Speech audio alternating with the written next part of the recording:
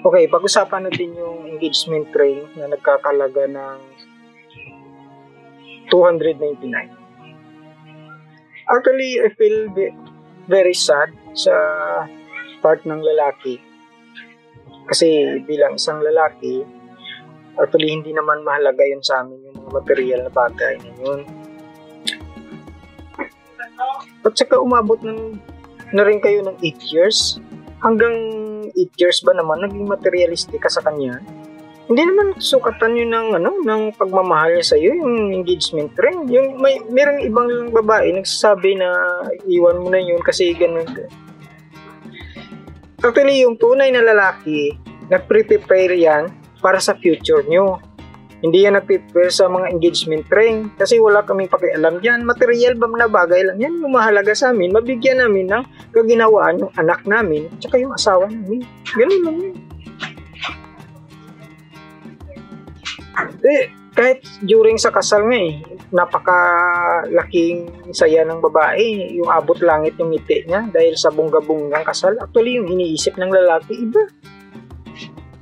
Honestly, iba. Yung iniisip namin during kasal, hindi pa naman ako nakaranas ng ganyan, pero bilang ako, iisipin ko din yan na habang kinakasal ako, yung iniisip ko kung anong gagawin ko sunod para mapag-ipunan ko naman yung mga business na kailangan kong buuin para ma-secure ko yung financial namin sa kinabukasan. So,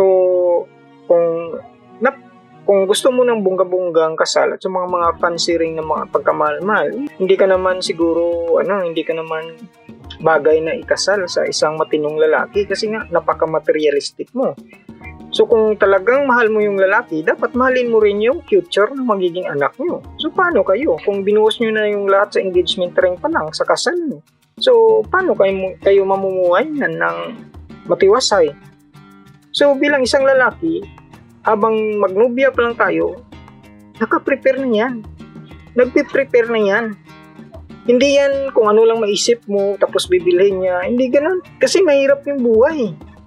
Ang lalaki literal, yun yung papasan sa lahat ng gastusin sa loob ng bahay.